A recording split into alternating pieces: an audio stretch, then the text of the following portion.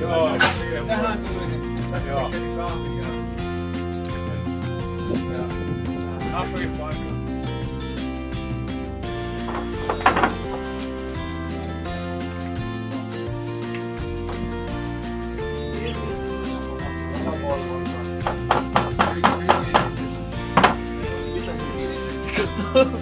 Elää hirmu pitkä. Tarvitsee veihän avuksi. Mutta lämmintä vettä, kun sitä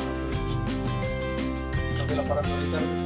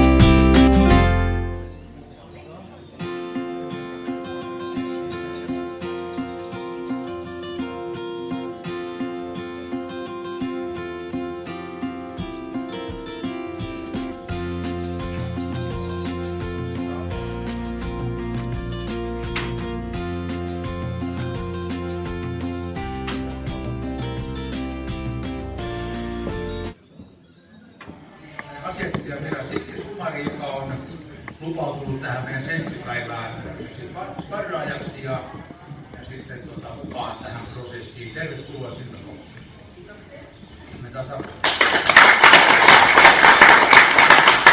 Olemme siis Itä-Savon koulutuskuntayhtymän ammattiaikuisopiston entisessä luonnon, siis metsä- ja kalatalousoppilaitoksen tai luonnonvara-alan koulutuksen yksikössä, josta lähdimme 2013 pois. Ja nyt sitten meillä tässä pari vuotta tämä paikkahan on ollut myynnissä. Tämän päivän tärkein asia ei ole yrittää myydä tätä teille.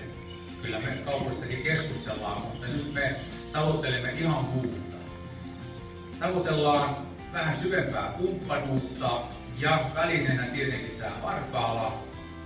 Eli tämän päivän jälkeen toivotaan, että niitä senssikorttien myötä me saadaan uusia mukavia ideoita teiltä pohdittavaksi, että voidaanko tämän paikan tilat, puitteet ja tämä alue ottaa jollakin tavalla parempaan käyttöön kuin että se on hyvin.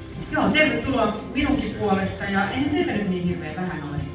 Mun mielestä on ihan kiva nähdä, että te olette yleensä täällä, koska mä tiedän, että yrittäjän elämä ja varsinkin pienyrittäjän elämä on hektistä ja tilanteet tulee odottamatta ja silloin niihin täytyy pystyä vastaamaan. Sitä jo kiinnostuksesta, niin tehän olette oikeita yrittäjiä.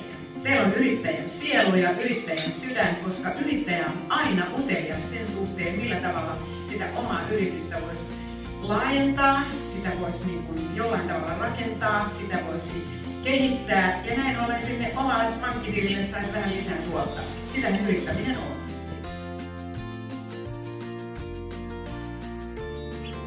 Tämä tilahan on niin mainio. Toden teolla siis tämä on hyvässä kunnossa, eli on ihan valtava sääli, jos näitä tiloja ei millään tavalla käytetä. Tässä tilassahan pystyt järjestämään heti kättelyssä tanssikoulun esimerkiksi, kun kaikki soloaiset nykyisin tanssii, kun katsotaan Tanssii tähtien kanssa ohjelmaa, josta omalta kohdalta en lausuen enempää mitään, mutta tässä on jo sellainen tila, että missä voisi tehdä monenlaista tai tankotanssia harjoitella. Ja toi keittiöhän on ihan uskomattoman hyvässä kunnossa. Siellä ei tarvitse ihan pientä pintaremonttia, niin ne, kenellä on catering-yritys, niin sieltä vaan vähän laajempaa hommaa haalimaan itselleen. Mutta ei pidä jättää tilaisuuksia käyttämään.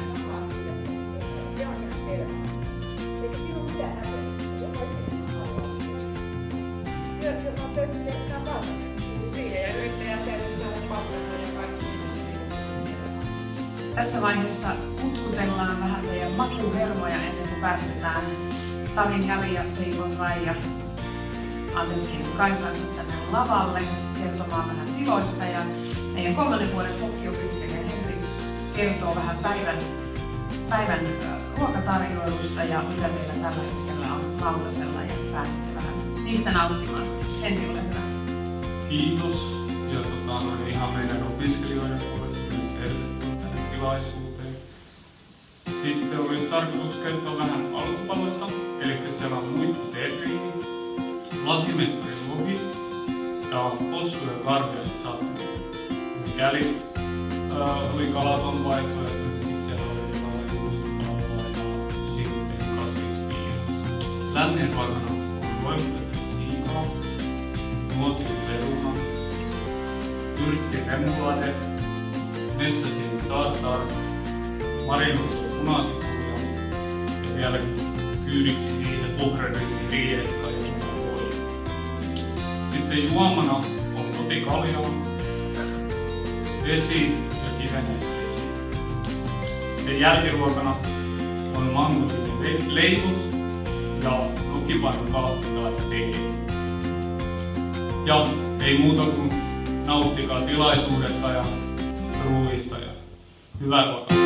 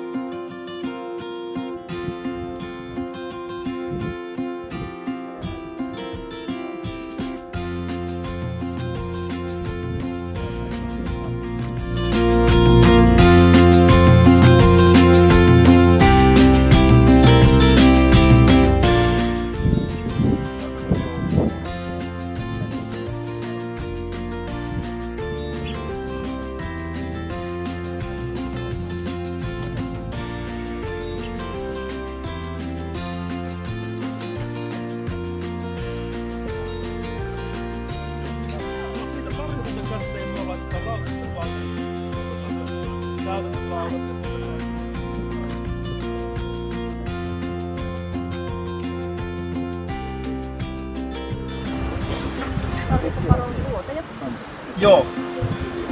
Nämä on nuoruudessa, eli nämä on tuossa Kalasanin puolella savustettu nämä lohet, ja siitä tulee sitten tuosta vierestä muotia.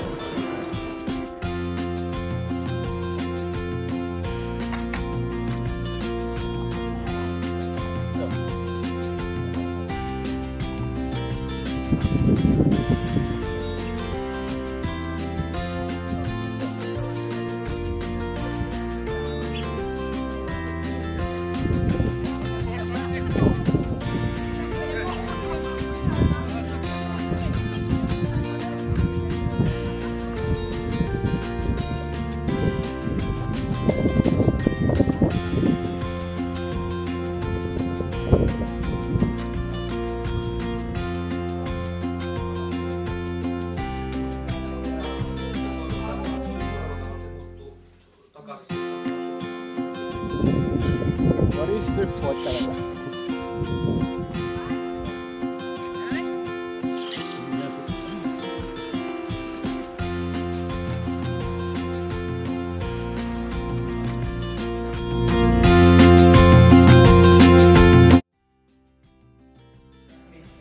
Kerätään ne sieltä pois, säilytään ne ja ne lähtee mukaan. Eli ne saa tehtyä sen, mikä ne haluaisi tehdä, mutta ei tule